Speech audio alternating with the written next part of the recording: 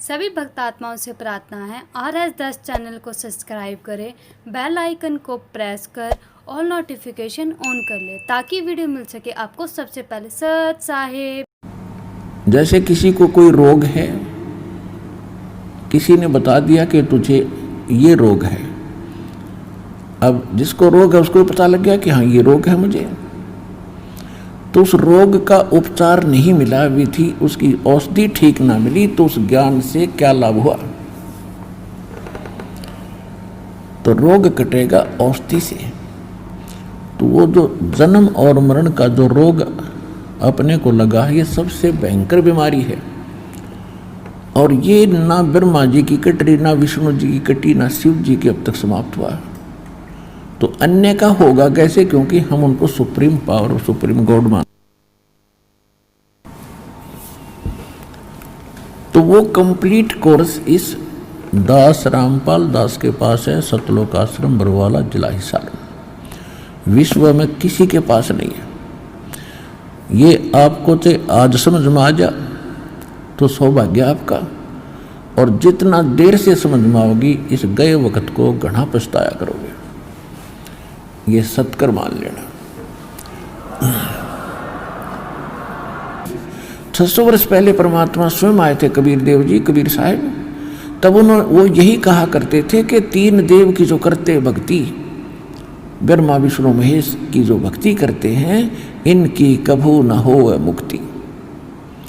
तो उस समय हमारे धर्म गुरुओं ने बड़ा विरोध करवा दिया भगवान का,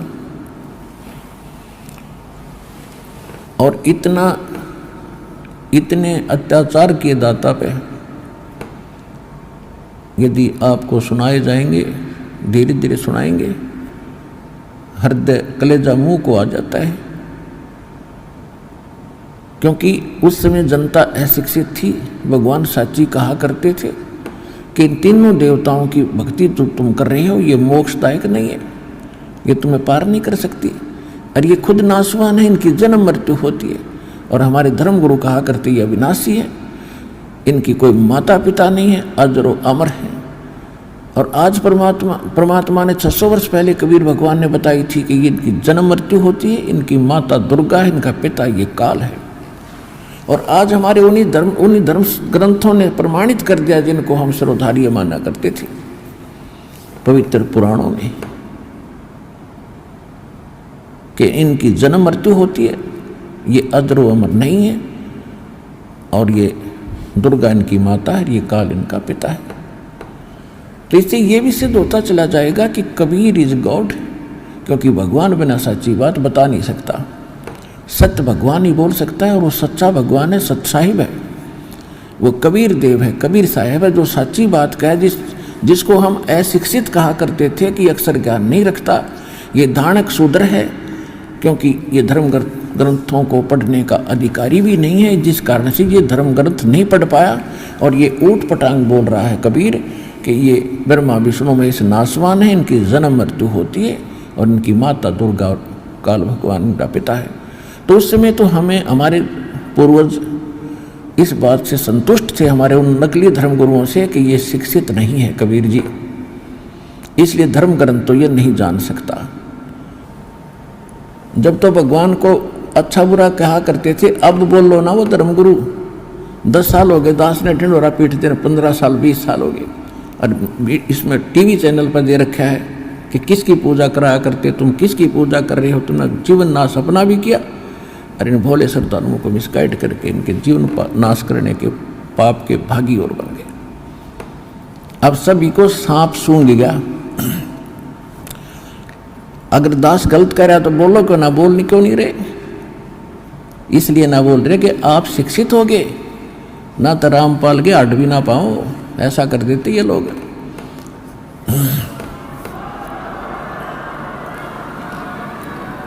क्योंकि तो राक्षस से भी लिख रखा है, इसमें राक्षस स्वभाव को धारण किया मनुष्यों में नीच। और ये करेंगे क्या फिर? जो पूजा इनकी करें, धर्म ग्रंथ बता रहे हैं, इनका स्वभाव ऐसा होया हुआ है। अब स्वभाव भी बदल जाता है। डाकू होता है, ज्ञान सुनने से वो नेक आदमी बन जाता है। शराबी होता है, शराब पीता है, ज्ञान सुनने से शराब छोड़कर भगत बन जाता है। तो इस ज्ञान से ये सभी सुधरना पड़ेगा। इन सभी धर्मगुरुओं को पता चल चुका है कि तुम्हारे पास हक नहीं, पर अब ये न्यो सोच रहे हैं कि अभी सब न पता नहीं चला है और निम बढ़ते जितने निम बहेगी। एक पंडित जी था, वो काशी विद्यापीठ पढ़ कर आया था और किसी राजा ने कोई अनुष्ठान करने की बता दी, किसी ब्राह्मण ने, कि भी ऐसे ऐसे को धार्मिक अनुष्ठान कराओ। उसने वजीर की ड्यूटी लगा दी मंत्री की। मंत्री ने गांव में नगर में खोजा कि भी कोई विद्वान ब्राह्मण हो। एक ब्राह्मण का पता चला कि बहुत अच्छे विद्वान हैं, पढ़े लिखे हैं, और जिसने उस राजा को बताया था कि तू कम से कम 4-5 ब्राह्मणों से अनुष्ठान करवाना। अब अन्य ब्राह्मणों की खोज भी की, लेकिन कोई आगे नहीं आ रहा था। इस कारण से ब्राह्मण आगे नहीं आ रहे थे कि जो काशी विद्यापीठ से पढ़कर आया है वो बहुत बड़ा विद्वान है और हम तो जंतर मंत्र करिए हैं, हमारी दाल उड़े गले नहीं, और कहीं राजा दंडित ना कर दे। और राजा ने क्या कर रखा था कि प्रतिदिन जो अनुष्ठान के लिए आएगा ब्राह्मण, उसको प्रतिदिन 1 अशरफी, यानी आज का 10 ग्राम सोना, यानी 35-30 हज़ार डेली के उसको दक्षिणा मिलेगी। अब जो धर्मगुरु, जो काशी विद्यापीठ पढ़ कर आया था ब्राह्मण, उसको मिली अशरफी और उसने फिर लाया खाने पीने का सामान, अपनी पत्नी के बढ़िया गहने गुणे बनवा दिए, कपड़े अच्छे लाया।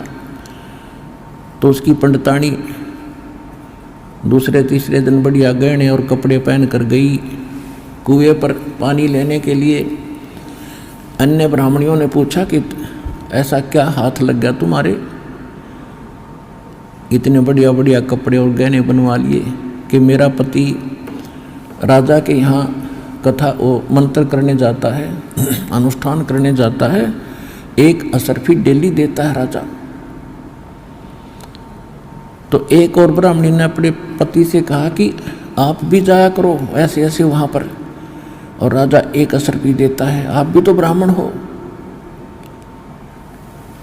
वो कहने लगा कि मिश्राणी, वो तो काशी विद्यापीठ पढ़ कर आया है जो वहाँ अनुष्ठान कर रहा है, और मैं इतना पढ़ा लिखा नहीं हूँ, मेरी उड़े बात बने नहीं। तो फिर वो लगी कहने के लगी कि तू वैसे तो इतनी पढ़ताई दिखाता है, अब जहाँ पर अच्छा माल मिलता है तू वहाँ नहीं जाता है। वो लगी लड़न। उसने सोचा देखी जा गया तो कड़े यहाँ भी होगी, ना जाऊँगा तो दिक्कत होगी। तो ले कर पोथी वो भी पहुँच गया मंत्री जी के पास कि मंत्री जी मैं भी ब्राह्मण हूँ। कहा जाओ जी बैठ जाओ। वो जो पहले वाला विद्वान बैठा था थोड़ी दूरी पर उसका आसन लगा दिया। अब वो पहले वाला तो अपनी संस्कृत जो उसने याद कर रखी थी वो बोल रहा था भूर्भुवः स्वः तत्सवितुर्स्वः।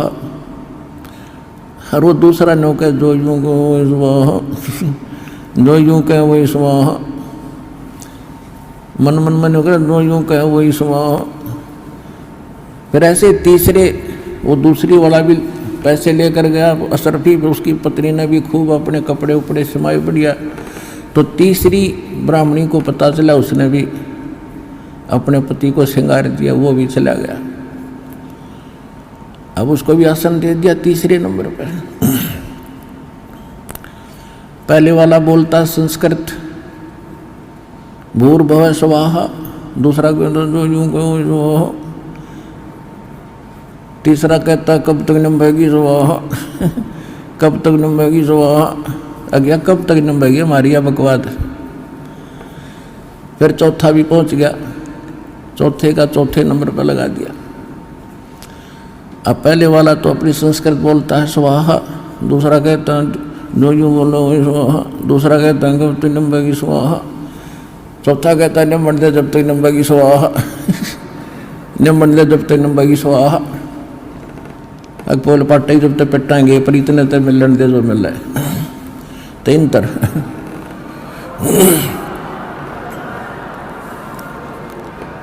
तो इन धर्म गुरुओं गेलना ऐसे बन रही है कि निम बन दे जब तक निम बगी स्वाहा फिर तो सवा होना ही है, क्योंकि सब सफाया होगा इनका, इनको कहीं छुपने को स्थान नहीं मिलेगा। इतने अनमोल जन्म के साथ ये खिलवाड़ कर रहे हैं। या तो इनको पता नहीं था जब तक बात थी दूसरी कि विज्ञान नहीं था, अब इनको ज्ञान है, एक मीडिया के अंदर चल रहा है और एक दिन से नहीं, 2 दिन से नहीं, 20 वर्ष से आ रहा है। तो इनको ज्ञान हो गया कि हम झूठे हैं, हमारा ज्ञान झूठा है, और फिर भी नहीं मान रहे हैं। उसके लिए परमात्मा कहते जानबूझ साची तजय करे झूठ तने और ताकि संगत है प्रभु सोपन में भी ना दे। चलो गलती किस पे ना बनी, पता नहीं किन किन पे गलतियां, और जो सुधार लेता है फिर संभल जाता है वो तो इंसान होता है। जितने भी भक्त हैं और जितने भी वर्तमान के गुरु हैं ये सभी पुण्यात्मा हैं, परमात्मा के लिए लगे। अब जो गुरुओं की तो मजबूरी बन गई कि इज्जत का नाश होगा, और वो भगत भोले भाले हैं, उन्होंने सोच रखा है गुरु कंप्लीट है, वो वहाँ मार खा रहे। तो कंप्लीट और इनकम्प्लीट का निर्णय भगत नहीं स्वयं कर सकते।